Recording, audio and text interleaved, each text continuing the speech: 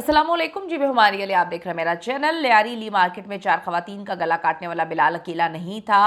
पड़ोसी ने कुछ हकीकतें बयान की हैं, कुछ चीज़ें बताई हैं। हमने आज तक उनके घर की औरतों को कभी देखा ही नहीं। बिलाल तो गलत इल्ज़ाम लगा रहा है और उसके घर वाले जो कि बच गए हैं, सपोर्ट कर रहे हैं, क्योंकि बिलाल ने ये बात बोली थी कि मुझे मेरा बाप जो है वो जल्द रिहा करवा देगा। मैंने उनसे बात की है। बिलाल 2 महीने से किसके साथ रह रहा था? कत्ल का मास्टरमाइंड आखिर कौन निकला? कातिल बिलाल का 2 महीने पहले सऊदीया में निकाह फसाद की असल जड़ जो है वो क्या निकली है? एक अफसोसनाक वाक़या जी कराची में पेश आता है, जहाँ पे कराची में एक दरिंदा अपने ही घर की औरतों को, अपनी संगी माँ समेत 4 औरतों को जो है बेदर्दी से कत्ल करता है। पहले मारता है, पीटता है, तशद्दुद करता है। माँ को भी इसने बड़ा मारा पीटा और उसके बाद गर्दन जो है वो काट देता है। यानी कि गला कटी हुई 4 खवातीन की लाशें मिलती हैं कराची ली मार्केट के फ्लैट में। 4 खवातीन का गला काटने वाला, आप सबको पता है कि उनका बेटा बिलाल है। लेकिन ये केस उलझता जा रहा है। इसने जेल में भी एक्सेप्ट कर लिया, इसने अदालत में भी एक्सेप्ट कर लिया, लेकिन मामला तो कुछ और लगते हैं। कातिल बिलाल की फैमिली और हमसायों ने सनसनीखेज इंकशाफात कर दिए हैं। इस फ्लैट की खवातीन का कत्ल हो जाएगा, ये तो कभी सोचा भी नहीं था। लेकिन ये ज़रूर है कि अक्सर इस घर से लड़ाई झगड़े की आवाज़ें आती थी, जो पूरी जो बिल्डिंग है वो सुनती थी। इन बातों पे ज़रा गौर करिएगा। ये कहना है ज़िशान का, जो है उसी जगह पर रहता है और इस घराने के पड़ोसी हैं, यानी कि साथ वाला घर है, जहाँ 4 दिन कबल एक 12 साल की बच्ची समेत जो है बाकी खवातीन को बेदर्दी से कत्ल कर दिया। जो आपको मैं बताऊं, मोहम्मद ज़िशान 10 साल से इस बिल्डिंग के 5वीं मंजिल पे, वो कहते हैं, मैं रह रहा हूं।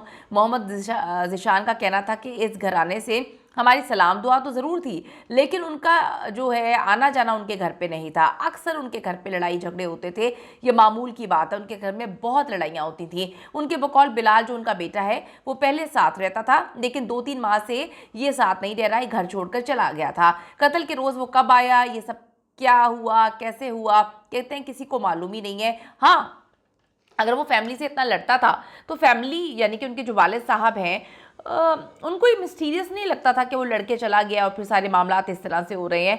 उन्होंने कहा कि जितना मैं बिलाल की वालदा को जानता हूँ, वो बहुत जो है अच्छी खातून थी, उनके सामने कोई ठहर नहीं सकता था, जीदार खातून थी। एक लड़का घर में 4 कत्ल कर दे और कोई आवाज़ ना सुने, कोई जो है रेजिस्ट ना हो, कोई जो है, मतलब आप खुद सोचे ना, 4 कत्ल कर दिए एक लड़के ने। ऐसा पॉसिबल हो ही नहीं सकता, बिल्कुल भी पॉसिबल नहीं हो सकता।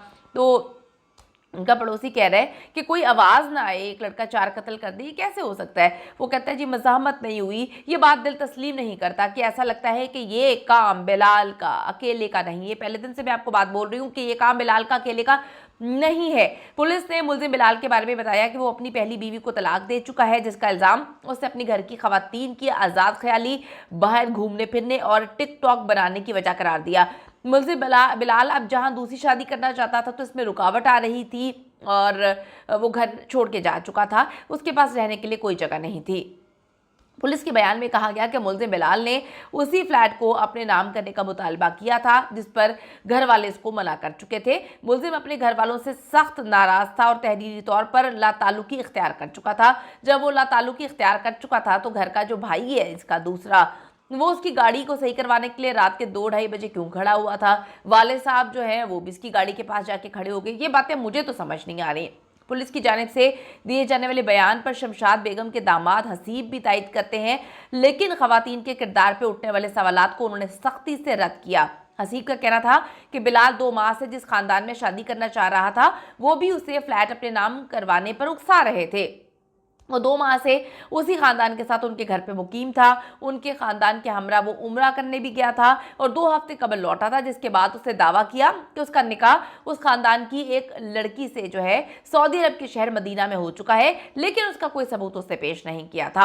उन्होंने बताया कि हमें यह सुनने में ज़रूर आया कि फ्लैट अपने नाम कराने की ज़िद पर उसकी अक्सर घर वालों से तकरार हो रही है, लड़ाई हो रही है, जिससे सभी घर के अफराद जो है वो तंग है। इतना तंग थे कि उसकी गाड़ी को रात को 2 बजे लेकर खड़े हो गए सही करवाने के लिए। मकतूला शमशाद बेगम का ताल्लुक जो है सवाबी से था। उनके भाई जलाद खान का कहना था कि उन्हें कॉल मौसूल हुई कि उनकी बहन का इंतकाल हो गया है। वो सुन के वो कहते हैं परेशान हुआ। फिर उन्होंने जब मजीद तफसीलात पूछी और मालूम हुआ कि उनकी बहन, उनकी भांजी, बहन की नवासी और बहू को किसी ने कत्ल कर दिया तो वो सदमे में चले गए थे।